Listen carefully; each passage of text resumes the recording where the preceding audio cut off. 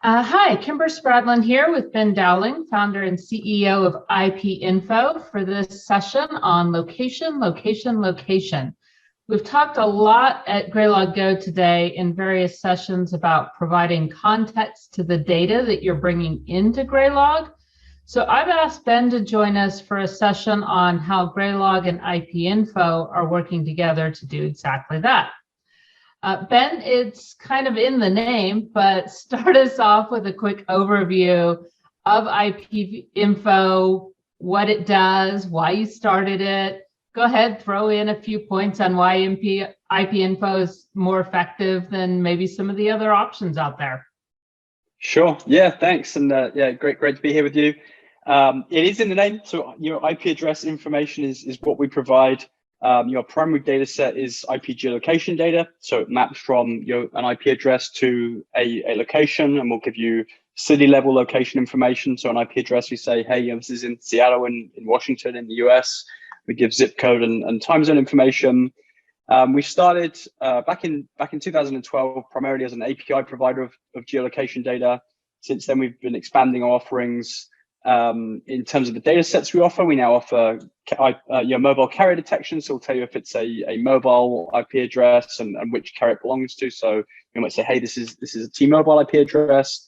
We offer privacy detection. So we'll tell you if it's a VPN, a proxy service, Tor, or similar. And ASN details. So we can say, hey, it's a Comcast IP address.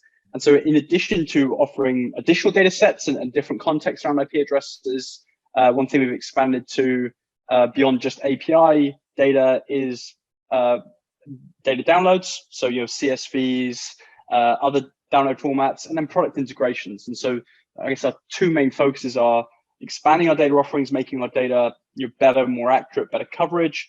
The other piece that's really important to us as well is making the data really accessible, really easy to access. So the people that are our customers that use our data don't have to worry about a bunch of code or a bunch of work to actually get the data in the places they need. We're kind of really focused on being in the products and the places that people use the data. So whether that's just a quick integration, a way to turn on the data and get that context where they really need it. Okay, great. Well, let's dive in. I promised folks a session that would be useful and helpful. So I'm going to switch over and share my screen. Let's go through on exactly how Graylog and IPinfo, you can get them working together. First, a couple of notes. One thing is you need to be on 4.1 or higher, because that's where we've put in the IPinfo capabilities. Of course, you need to be a subscriber to IPinfo, download the database. We recommend kind of running locally for optimal performance. We will be providing IPinfo capabilities in our cloud offering in the future. So if you are a cloud customer, be looking for this capability to just be there for you. And on the Graylog side, we use lookup tables, and then you can use extractors, converters, all kinds of fun things to take advantage of that data and the data enrichment provided. So very first thing, you're going to want to navigate into the system area in lookup tables, and you're going to click the data adapters. So first step is to create a data adapter, and specifically there's an adapter type called GeoIP. So quite handy and makes quite a bit of sense. Every data adapter form has specific documentation as well. So go into docs.graylog.org and look up GeoIP, and you'll be able to get more details, because I know it's hard to get much off of a screenshot in a session like this, but all of that will be available for you. Second step is to create cache. This again just helps performance. So in the same area in lookup tables, there's the next step is caches button at the top. Set the type depending on what you're looking for. Here we see in this screen local and in-memory cache, depending on your hardware and your cost and all sorts of other things. You will configure this to what makes sense for your environment. Third now we can create the actual lookup table itself, because a couple of fields in here are to pick out the data adapter and the cache that support this particular lookup table. And so this is where we will go for pointing at the database that you have created, and can now have the data coming in. So everything that Ben just described will be matched up to your log data. Optionally, you can also set some default values. So if there are cases where for some reason nothing returns out of that data table, you can determine exactly what you want to represent in your data enrichment field. And finally, let's make use of that. And there are two great ways to make use of this data into, here I've given an example of putting it into a map.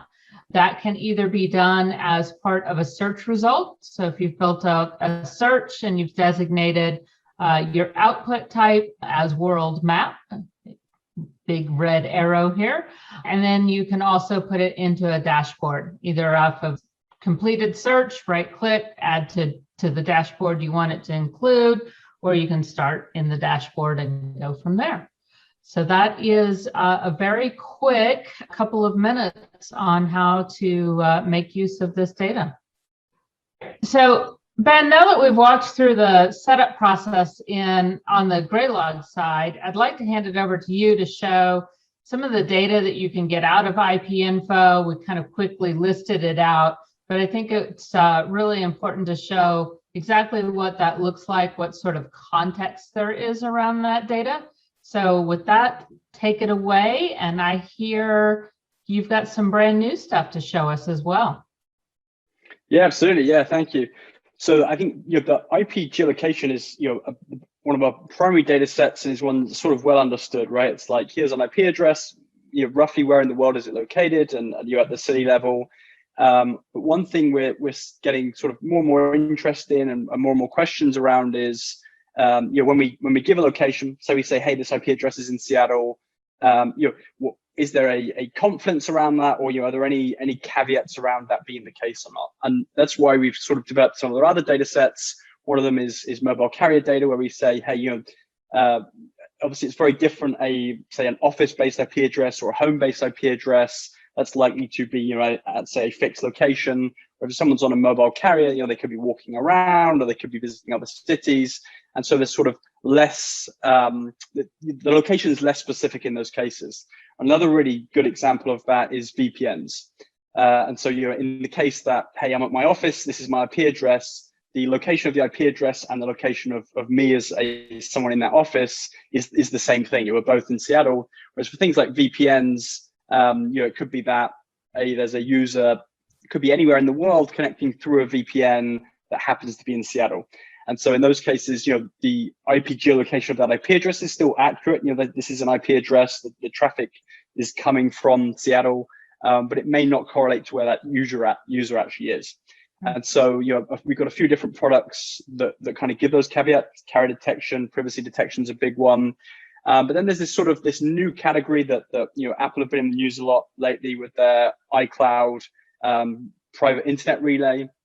Now that's slightly different from say a normal VPN, where someone may say, hey, I could be anywhere in the world, but I want to send my traffic through Seattle to appear to the rest of the world that I'm in Seattle. That sort of breaks down IP geolocation, because that's not really where the user is. With Apple's private internet relay, they still default to a location that's near the user. That's the standard. And there are a few different settings that Apple has, but they always map the user to the same country, and more often than not, the default setting is to be at the right location. And Apple's goal there is really just to pull users on a set of IPs, so that the IP then doesn't correlate to a specific user, but still correlates to the location.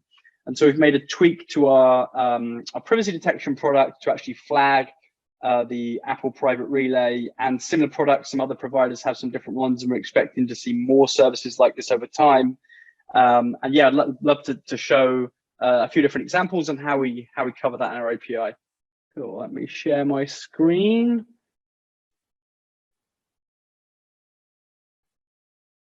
Awesome.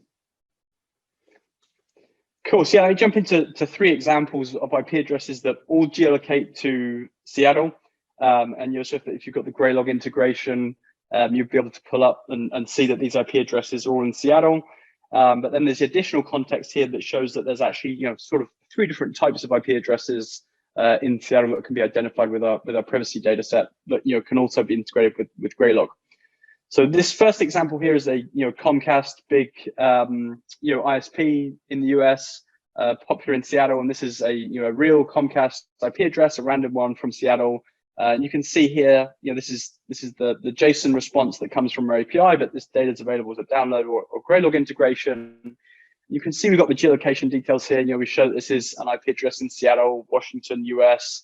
There's some coordinates. There's some basic ASN details.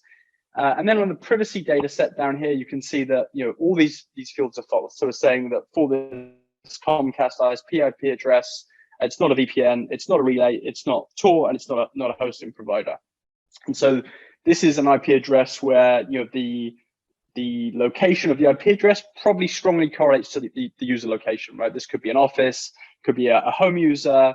But if you see traffic from this IP address, the traffic's coming from Seattle, but the user's also going to be in that same city, and so that's what we can tell with this one.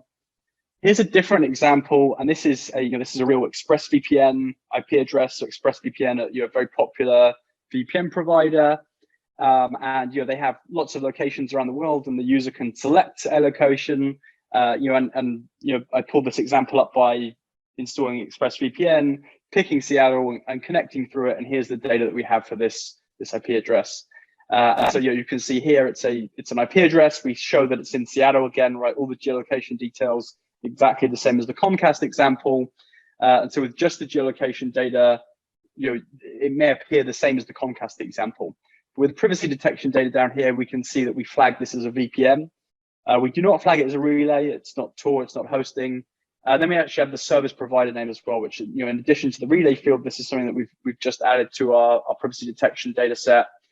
And so for this IP address, we're identifying it here as a VPN, and we're identifying the actual service. And so for this example, it's like, okay, it's if you see stuff from this IP address, you're seeing traffic or requests, the data, that traffic is being routed through Seattle. This really is an IP address in Seattle, but because it's a VPN, that's likely not where the user is, or likely not where the activity is coming from, and those flags let you identify that. And then the third example here is this is the new Apple private relay, where they're not trying to get around geolocation restrictions or let users pick different locations. They're just trying to make sure that this IP address doesn't correspond to a specific house or a specific business. They want to pull lots of users in the same location on the same IPs to help with privacy there. And what we've identified these as is we keep VPN as false because traditionally a VPN means the user likely isn't in Seattle, right? They're likely somewhere else. So we've added this additional field here, relay, where we're saying, hey, what this means is that this IP address doesn't correspond to a single user or a single household or a single office. This is a pool of users, but they most likely are in Seattle, right, or very nearby. And so the geolocation data can still be trusted. It still corresponds to not just where the traffic's coming from, but also where the user's located. It won't be as precise as a household or office. Maybe this is someone that's in Greater Washington, but will likely be close by Seattle. So there's some sort of location accuracy that is impacted here. But this won't be someone anywhere in the world, but doesn't correspond to a single user, and so that relay flag is true there. And then you can see on the service as well, we've got the Apple private relay service name there, so that if someone wanted to do something specifically based on different providers, they could do that. Like I said, at the moment, this is something that we've just rolled out for Apple private relay. There are some other providers that offer similar services. I think that there are different services that plan to launch things like this in the near future. And so as we add coverage for those, we'll add those, and users will be able to differentiate the different services based on this service name there. And so that's an example of 3 different IP addresses. The geolocation data looks the same for all of them. They're all Seattle-based IP addresses. but the actual usage of those IP addresses will be very different. And that's what our privacy data set, the VPN relay flags, the new relay flag, and then the service provider flag will help you differentiate. Thanks, Ben. Let's keep this slide up and take a look at some of the data and talk through how that could be used by Graylog. Of course, the IP address is what we're going to be matching against between the log messages coming into Graylog and the data coming out of IPinfo. That should best be done through a pipeline rule. City, region, country, you could do some aggregations around that, some charting around that, but I think what will be much more useful is the location, and those are your latitude and longitude numbers, and that's how we can create the maps that I showed earlier, displaying where people are located.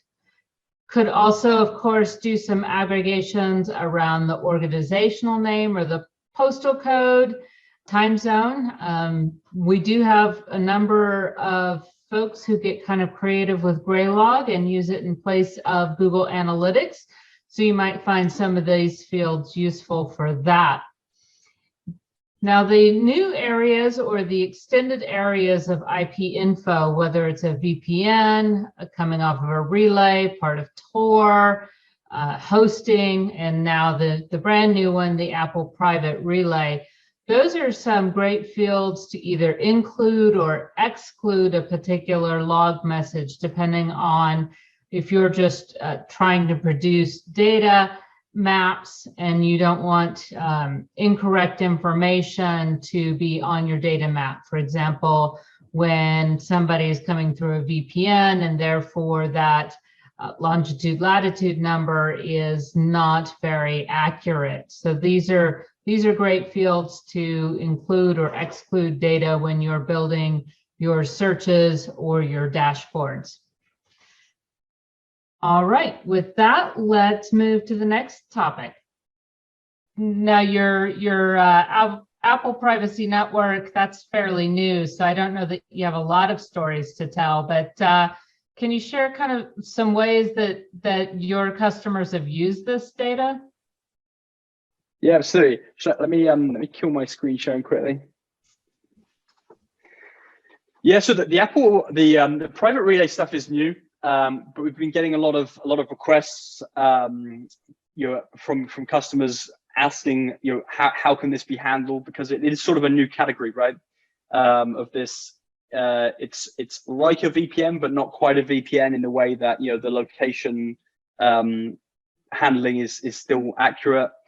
So that is new. We've been diving into, so the Apple launched the private relay with the launch of the latest iPhone earlier this month. And so we looking at our traffic logs, we're starting to see more and more uptake of this. So, that there is real, traffic online now that's going through the private relay. We expect to see that increase. But the VPN detection data, that's something that we've had for a while, is the privacy detection and flagging IP addresses as VPNs. And we've had lots of customers that have found that really useful, for when, like I say, if you see an IP address in Seattle, that could look, that they could all look the same without that additional flag. And that can be useful for, all sorts of different use cases, security, fraud, all sorts of different things. And just for investigations, just to have that information and say, okay, I've seen 2 requests from Seattle, but they may be different, right? And there may be completely legitimate reasons that you're seeing VPN traffic from Seattle, but it may be something that needs a deeper dive, or that needs to be isolated and looked into differently. And that's something that we've had consistent feedback from lots of different customers, that hey, the more context we can provide, so that they're not just saying, hey, yeah, it's great to know it's Seattle, but what else can you tell us about this? And hey, it's a VPN, and now, oh, hey, it's also a relay. And it's on our roadmap to continue to offer new pieces of context that help differentiate not just the location of IPs, but the types of IPs from each other. That is great. Thank you so much for joining us today, Ben. I hope everybody got a nugget of usefulness. That's our goal for each session. out of this. So please go check it out and let us know how you like it. If you have any follow-up questions, join us in the chat. Thanks, Kimber.